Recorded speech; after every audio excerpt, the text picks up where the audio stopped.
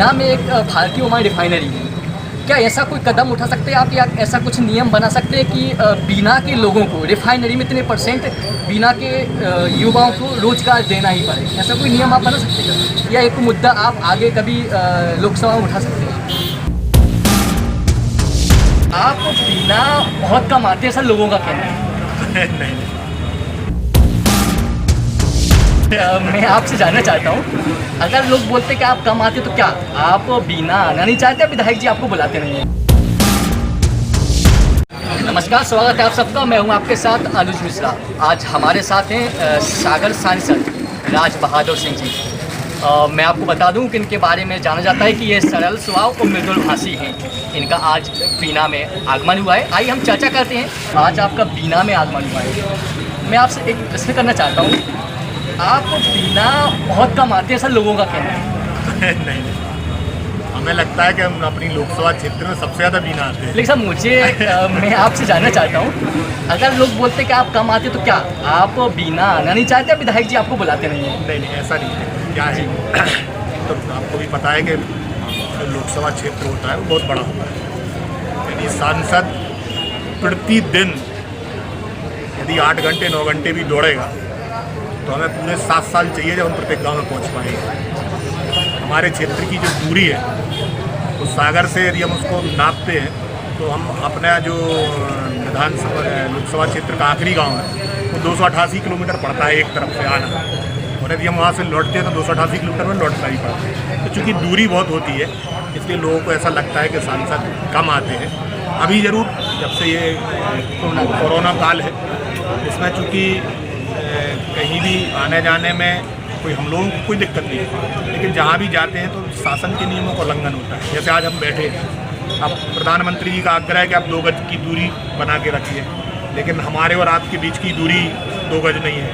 तो हम लोग इन चीज़ों से बचने का भी प्रयास कर रहे थे कि जहाँ जाएंगे तो लोग तो आते हैं और उनसे मिलना भी पड़ता है, उनकी बातचीत भी सुनना पड़ती है। अब इसमें आजकल क्या होता है, सोशल मीडिया इतना ज़्यादा एक्टिव है कि आज यदि हम बैठे हैं तो इसकी फ़ोटो वायरल करेंगे और लिखेंगे कि धज्जियाँ उड़ाई, सांसद ने खुद ने धज्जियाँ उड़ाई और अधिकारी ने धज्जियाँ उड़ाई।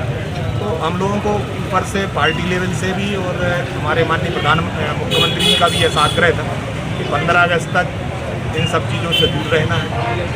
लेकिन जनप्रतिनिधि बहुत लंबे समय तक अपने क्षेत्र की जनता से दूर रह नहीं सकता है, इसलिए 15 अगस्त तक का हम लोगों को जो अल्टीमेटम मुख्यमंत्री की तरफ से था वो ख़त्म हो गया है।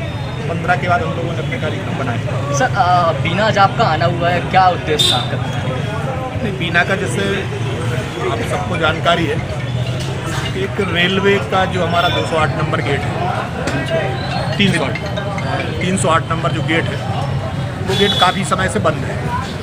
अब बीना आधा बीना इस तरफ है गेट के, आधा बीना उस तरफ है। दूसरा वो हमारी कुरवाई सिरोन शमशाबाद को जोड़ने वाली प्रमुख सड़क है। अब ओवरब्रिज बन रहा है, ओवरब्रिज बनने में काफ़ी समय लग रहा है और गेट रेलवे ने जो रेलवे का मिसमैनेजमेंट है उस मिसमैनेजमेंट की वजह से उनने गेट पहले बंद कर दिया, लेकिन कोई वैकल्पिक मार्ग की व्यवस्था की नहीं। अब लोग निकल रहे हैं, वो जो उनका वाटरवे है, वाटरवे मतलब जहाँ से गंदे पानी का पानी निकलता है वहाँ से लोग निकल रहे हैं मजबूरी में, और बरसात थोड़ी ज़्यादा होती है तो उसमें 4-4, 5-5 फुट पानी आ जाता है। अब लोगों की ये मजबूरी है कि या तो वहाँ से निकलो उस गंदे पानी में से या फिर रेलवे को क्रॉस करके निकलो। तो ये दोनों स्थितियाँ ठीक नहीं हैं और इस बात को काफ़ी समय से हमारे क्षेत्रीय विधायक, हमारे क्षेत्रीय सभी जनप्रतिनिधि इस बात को लेकर चिंतित थे। लगातार लोग परेशान हो रहे हैं। तो आज कल हमने DRM भोपाल से बात की थी।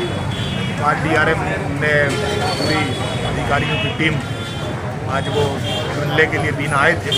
तो मैंने और विधायक जी ने और हमारे सभी साथियों ने उनके सामने जो समस्या थी उनको उस समस्या को रखा है और एक मोटा मोटी इस बात पे अभी सहमति बनी है कि चूँकि ओवरब्रिज बनने में भी 1 साल से ज़्यादा समय लगेगा, जैसी स्थिति हम लोगों ने देखी। तो ये सहमति बनी है कि 308 नंबर गेट से जो आपका डबल फाटक आपका जो गेट है आगा सौद रोड, तो वो दूरी लगभग 1 किलोमीटर 1.25 किलोमीटर की दूरी है। वो ट्रैक के पैरेलल एक सड़क बनाने में उन्होंने अपनी सहमति दी है कि अभी हम एक वैकल्पिक मार्ग चालू कर रहे हैं और उस वैकल्पिक मार्ग से इसकी पूर्ति तो नहीं हो सकती, क्योंकि ये सीधा निकलना है, लोग को 25 मीटर चल के इस तरफ आ जाते हैं, लेकिन उसमें लगभग 1-1.25 किलोमीटर की दूरी लोगों को तय करना पड़ेगी। लेकिन अभी इससे अच्छा और कोई विकल्प हम लोगों के सामने था नहीं, इसलिए इस बात को हम लोगों ने और विधायक जी ने और सब लोगों ने इस बात पर सहमति दे दी है कि आप वैकल्पिक मार्ग तैयार करें। उसके बाद ओवरब्रिज के लिए भी रेलवे ने अपना काम तेज़ी से किया है, लेकिन जो स्टेट गवर्नमेंट का हिस्सा है इसका काम PWD के पास है। PWD को भी अधिकारियों को आज बोला है कि आप इसमें गति लाइए, इससे क्षेत्र के लोगों को भी तकलीफ हो रही है, इससे भी ज़्यादा। चलिए, कहीं ना कहीं सांसद जी का जो आज बीना में आगमन हुआ है, इससे एक बात तो तय है कि कहीं ना कहीं झांसी गेट पर जो समस्याएं थी लोगों को, कहीं ना कहीं उसको एक वैकल्पिक मार्ग मिलेगा, जिससे कहीं ना कहीं समस्या का समाधान भी होगा। सर, आपसे दूसरा हमारा सवाल है, शिवराज जी ने अभी एक घोषणा की है कि मध्य प्रदेश के युवाओं के लिए अब सरकारी नौकरी मिलेगी, बाहर के युवाओं के लिए वो प्राथमिकता नहीं दी जाएगी। आपका क्या कहना है सर? ये क्रांतिकारी सोच और क्रांतिकारी कदम है। हमारे प्रदेश के मुखिया आदरणीय शिवराज जी एक ज़मीन से जुड़े व्यक्ति हैं और काफ़ी निचले स्तर पे जाके वो चीज़ों को सोचते हैं। उसकी ये परिणति है, लगातार हमारे युवा साथी, हमारे छात्र, हमारी छात्राएं अपना एजुकेशन कंप्लीट करने के बाद रोज़गार के लिए जिस प्रकार से परेशान हो रहे थे, और अभी तो कोरोना काल में एक बहुत बड़ी आफत हम लोगों के सबके बीच में है। बहुत से लोगों का जो रोज़गार था वो रोज़गार भी चला गया है।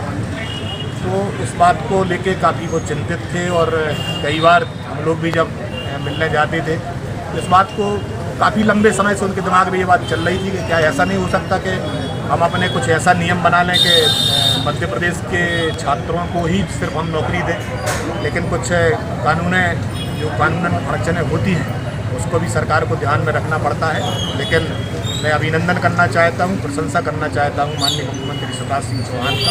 उन्होंने एक बहुत बोल्ड निर्णय लिया है और जिससे पूरा हमारा मध्य प्रदेश का जो युवा है, जो आज नौकरी की तलाश में है, उनको एक बहुत बड़ा इससे लाभ मिलने वाला है। क्योंकि हम देखते हैं कि जब भी कोई नौकरी निकलती है तो एक पद के लिए 50-50 हज़ार आवेदन आते हैं, और वो 50,000 आवेदन में 10,000 आवेदन मध्य प्रदेश के होते हैं, 40,000 आवेदन दूसरे स्टेटों के होते हैं।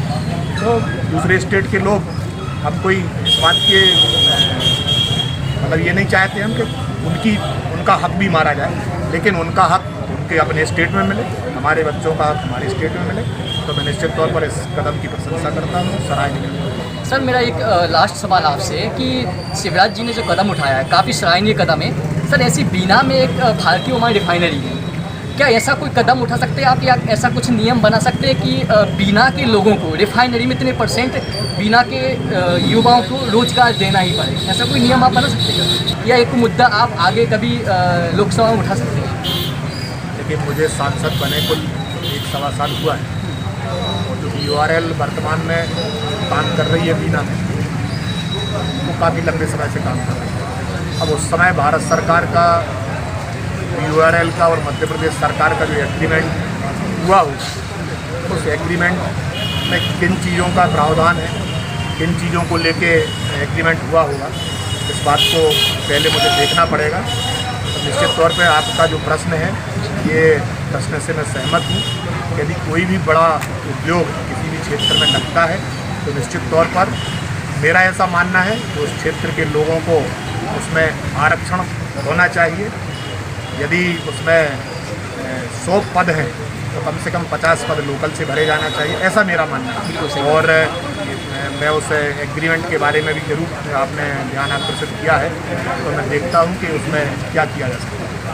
बिल्कुल। तो ऐसे हमारे साथ सागर के सांसद राज बहादुर सिंह जी, जिन्होंने बीना रिफाइनरी को लेके हमारा जो प्रश्न था कि क्या बीना के लोगों को या बीना के युवाओं को रिफाइनरी में रोजगार मिलना चाहिए, इसको लेकर उन्होंने सहमति जाहिर की। उन्होंने कहा है कि मध्य प्रदेश शासन और भारतीय ओमान रिफाइनरी के बीच में जो अनुबंध हुआ था, किन शर्तों के आधार पर हुआ था, उस अनुबंध की हम स्टडी करेंगे। इसके बाद अगर कुछ हो सकता है तो बीना के युवाओं के लिए करेंगे।